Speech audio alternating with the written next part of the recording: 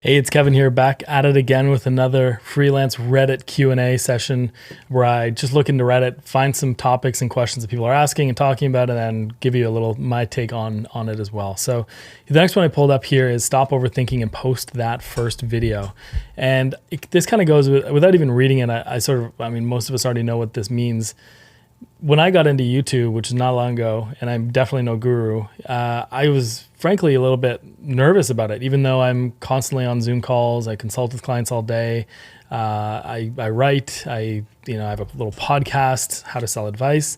And so there's like a bunch of things that I'm already doing in terms of producing content, but something about video specifically is a little bit more personal. It brings out more of your insecurities. And so I think it's really easy for us not to publish video. And yet the thing about video is that it's the most high fidelity version of you. You can hear my voice, you can see my face, you can see my expressions, and you can glean a lot of information beyond just the words that I'm saying. And so whether you're posting on YouTube or just doing a video and throwing it on LinkedIn, I think it's super critical today to be able to put yourself out there, to have an online presence that includes video, because frankly, it's really hard for people to know, like, and trust you without seeing you. And ideally, I think it's Daniel Priestley says this concept of 7-11-4. You want people to see you on multiple chat platforms, I think for like 7 hours, or see you 7 times for 11 hours on 4 different platforms, something like that. I'm butchering it. I'm sorry, Daniel, if you're listening to this, and you're definitely not. But this concept of people wanting to see you in multiple places in multiple different ways for many hours if possible. And that'll increase your likelihood of increasing the trust factor that goes along with who you are. So regardless of what you're selling, I think posting video and publishing it on the internet is going to be a really good thing for you. So let's see what they say here. I've just done my little riff here without even reading it. So post it. I think that's good advice. And by the way, like, a lot of people are worried about putting out bad stuff. I think the challenge is it's going to be bad no matter what when you first get started. There's just frankly no way around succeeding unless you're willing to put out something that isn't great to begin with, whether that is your client work, whether it's your marketing or your writing, your videos. And so a lot of people get hung up on this and they're like, oh, don't put out garbage, it's only going to reflect poorly on you. Sure, but then that means you'll never be able to get to a place where you're good at it. No one learned how to ride a bike without training wheels. We all had to fall and get it back up again and try. So it forces you, the pressure, the act of publishing and seeing and then learning and iterating. To me, at least, maybe not for you. Maybe you're very good at coming out the gates with very high polished things. Maybe you throw a lot of money at it, get a lot of help and support on it. I don't know. But to me, when I'm learning a skill, I just have to get it out there, be okay with it not being perfect, and then work on, in earnest, making it better in the future. And so anyway, post it.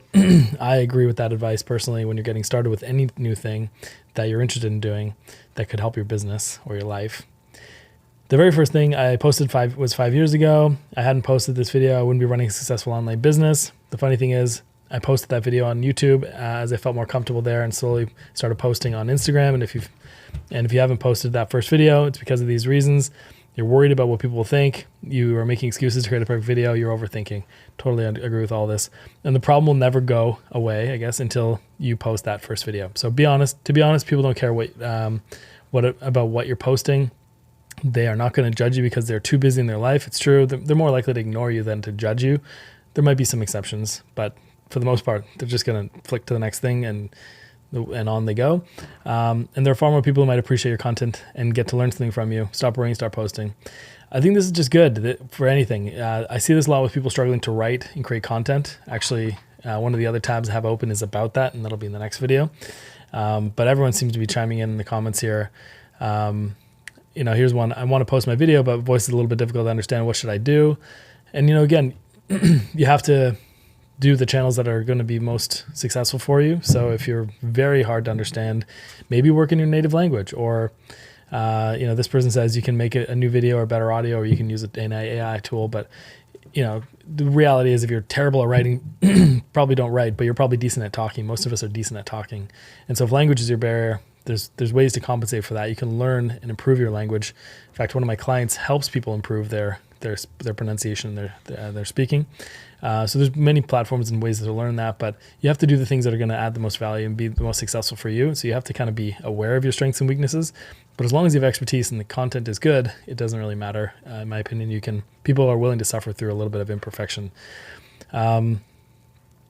And so I want to say that my entire freelance career started because I was bored, unemployed, and impulsively posted an ad for copywriting on Craigslist. Perfect example we have done. So yeah, I mean, I agree. There's not much more we can glean from this particular piece, but all my clients historically have come from me putting myself out there in some form. Video has been more of a recent addition in the last few years. I hadn't posted a ton of video in the past, but this is the age we live in. A lot of people YouTube is now, I think, the biggest search engine in the world. Google search is the second biggest. So it used to be the other way around. And so, video is the way people are preferring to consume content. I consume more video content than I do Netflix by a large margin because I just don't have a lot of time to watch Netflix, but I'll listen to YouTube videos. I'll listen to things that people are talking about while I'm doing dishes, while I'm walking the dog, doing other things. So take this for what it is. But yeah, if you're thinking about whether it's posting video or not, other forms of content, put it out there and just like live with the fact that it's not going to be great. You can delete it later or keep it up. It doesn't matter. But publishing is what gets you clients. I'm here to help you grow a profitable marketing practice. And it's publishing that's going to help you do that more than anything by far. And that means getting okay with putting out a rough first draft. And that's what I've done with everything for my entire career. And I've been building websites for over 20 years. And trust me, the early stuff was not good. Even the middle of my career was not good.